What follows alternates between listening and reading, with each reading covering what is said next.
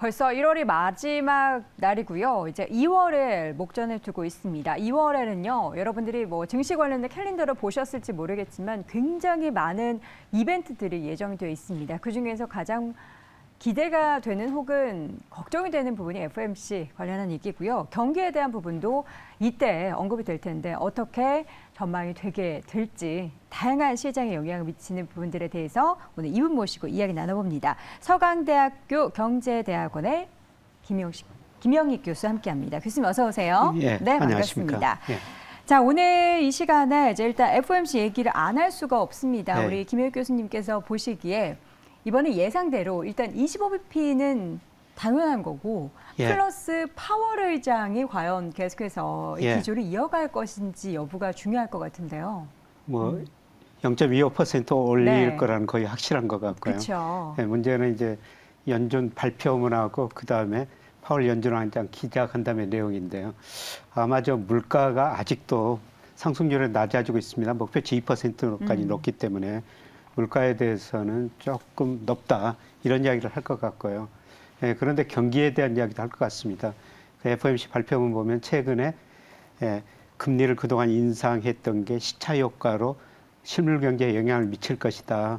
뭐 그런 이야기도 하고 있는데요. 아마 최근에 그 미국 GDP의 작년 기준으로 71%를 차지하고 있는 소비가 증가세가 둔화되고 있거든요. 네.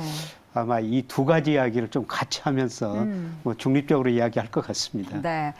항상 보면은 무언가 기대감을 주는 듯 하면서도 계속해서 지금 실수를 하지 않으려는 예. 그러한 발언들을 이어왔는데요. 이번에도 뭔가 그 비슷한 이야기를 하면서 시장의 기대감을 크게 주지 않으면서 그렇다고 막 폭락으로 이끌지 않는 그런 예. 뭔가 중도적인 그런 움직임들이 보일 것 같습니다.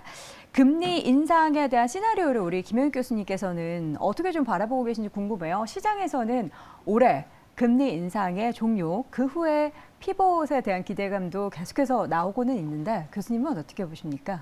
예, 저는 뭐 이번 금리 인상이 거의 마무리 단계 아닌가. 2월에요? 예, 예. 물론 3월에 한 번 더 올릴 수도 있습니다만은 네.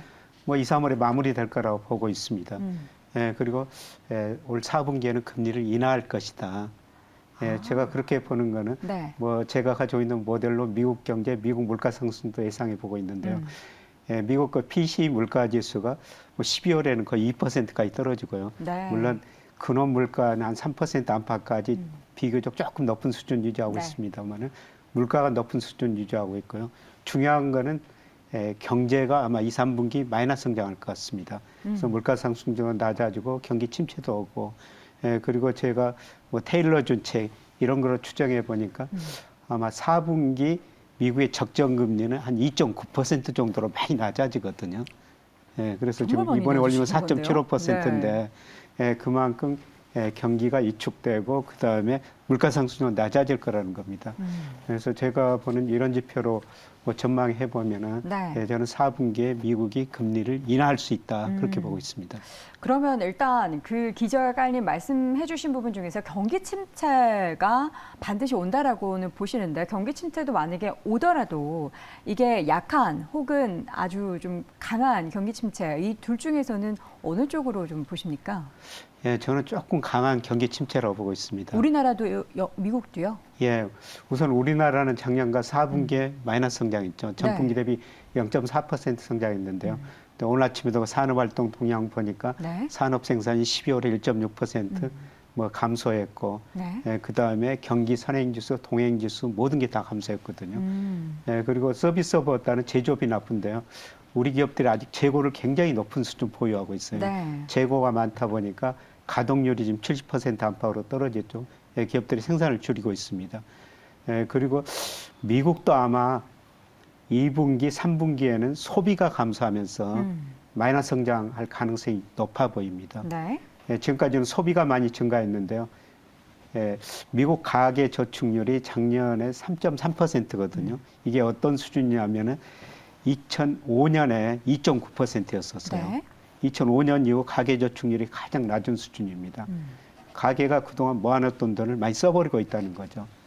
그리고 여기에 부효과가 나타날 수밖에 없습니다. 네. 주가 떨어졌죠. 요새 집값마저 떨어지고 있습니다. 그리고 작년에 물가는 8% 올랐는데 미국 임금 상승률은 한 5%밖에 안 되거든요. 실질 소득이 줄어들었죠. 예, 그리고 금리 인상 시차 효과가 나타나면서 아마 2분기, 3분기 가면서 예, 미국 경제가 마이너스 성장할 가능성이 높고요. 네. 블룸버그 컨센서스는 0.3%인데요. 제가 가지고 있는 모델로 하면 마이너스 1% 정도 나옵니다. 네. 이 정도면 실제 GDP가 잠재 GDP보다 2 내지 한 3% 밑에 있거든요. 이런 의미에서 저는 미국 경제가 경착륙 가능성이 높다. 그렇게 보고 있습니다. 그러면 이제 미국도 그렇고 이제 우리나라도 약간 경기에 대한 우려를 하고 계신 거죠? 예, 예.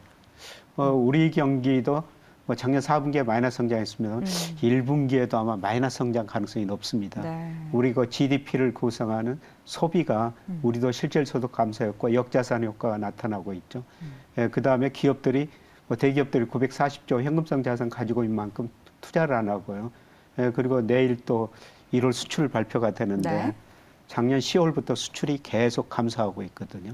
GDP를 구성하는 소비, 투자, 수출 보면은 아마 1분기에도 마이너스 성장 가능성이 높다는 겁니다. 미국도 우리나라도 계속해서 경기 침체에 대해서는 뭐 이야기는 나왔습니다만 우리 교수님의 말씀대로라면 좀 우려를 더 많이 해야 될 것 같고요. 반면 중국 같은 경우에는 반대로 지금 오늘 발표된 일단 중국의 제조업 PMI가 50.1로 예. 기록이 됐습니다. 다른 모습을 보일까요? 경기에 대해서는? 예, 중국은 올해 다른 모습을 보일 것 같습니다. 올해 경제 성장률이 작년보다 높아진 나라는 거의 없거든요. 그렇죠. 전망치 보니까 중국만이 높아진 거라는 네. 거죠. 작년에 3% 성장했었는데 제가 예상해 보더라도 한 5% 안팎 성장할 것 같습니다. 예, 그거는 주로 중국 소비 때문이죠. 네. 예, 그동안 작년에 소비를 코로나 때문에 규제 때문에 못 했었는데요. 중국 코로나 감염률이 85%까지 왔다고 그럽니다. 네. 예, 그러면 앞으로 코로나 감염률이 줄어들고 중국 사람들이 나와서 소비할 수밖에 없다는 거죠. 네. 예, 그래서 중국 경제는 올해 한 5% 가깝게 성장할 가능성이 높습니다. 자, 이렇게 사실 뭐 중국에 대한 기대감은 뭐 애초부터 열어두고 있었지만 한국과 미국에 대해서는 경기 침체 이야기가 나오는데 그런데 반대로 이렇게 경기 침체 이야기가 나올 때 오히려 뭐 선반영된 부분이 있으니까 주식을 사야 하지 않을까라는 그런 시각에 대해서는 우리 교수님께서 어떻게 보시는지 궁금합니다. 예, 그런 의미에서 저는 올해 주식을 사야 된다고 계속 작년부터 말씀드리고 네. 있는데요. 올해는 현재 경기 지표를 보지 말자. 현재는 경기 침체라는 단어들이 많이 나올 것이다. 네. 아래 공포, 뒤에 공포 이런 것도 나올 수가 있는데요. 예, 그런데 주가는 이런 걸 많이 반영했다는 겁니다.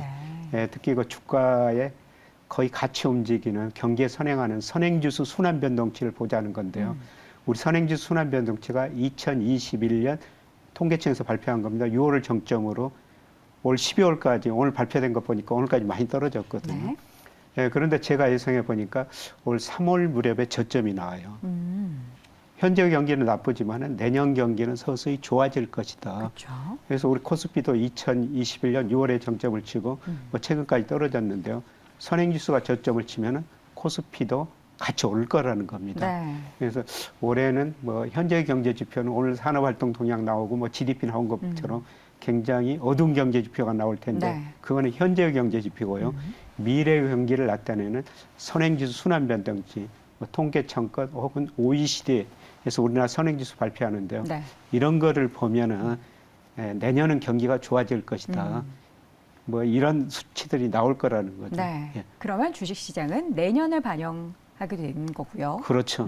예. 그래서 주가는 현재의 경기를 많이 반영했으니까요. 네. 이제 그 미래의 경기를 반영할 시점이라고 보고 있습니다.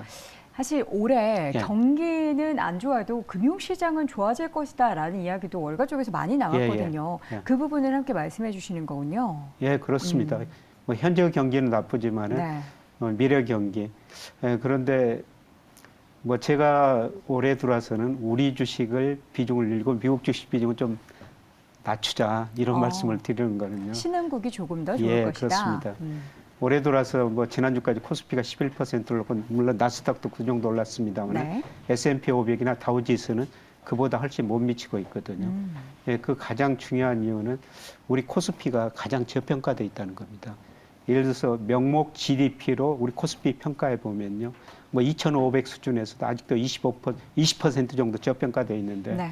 미국은 같은 기준으로 평가해 보면은 아직도 한 13% S&P 500 기준으로 가대평가되어 있습니다. 네. 그래서 올해는 주식을 사는데 미국보다는 우리 주식 비중을 좀 네. 더 늘리셨으면 좋겠다. 외국인 수급이 올 초에 강했던 것도 이런 예. 부분에 좀 반영이라고 볼 수 있을까요? 수급 유입되는 게? 예, 그렇습니다. 돈의 흐름을 봐야 되는데요. 네. 돈이라는 게 눈이 있어가지고 수익률 높은 대로 이동하거든요. 예, 그런데 작년 12월부터 제가 주간으로 계속 주간 자금 흐름을 주식형 펀드 자금을 계속 보고 있습니다만은 미국으로는 거의 안 들어가요. 일부가 유럽 시장으로 들어가고 예, 특히 아시아 이머징 마켓, 네. 중국, 우리나라, 대만 이쪽으로 돈이 계속 들어오고 있거든요. 돈이 들어오니까 외국인들이 그 우리 주식을 살 수밖에 없고요. 올 한 해 보더라도 이런 추세는 계속 되리라 보고 있습니다.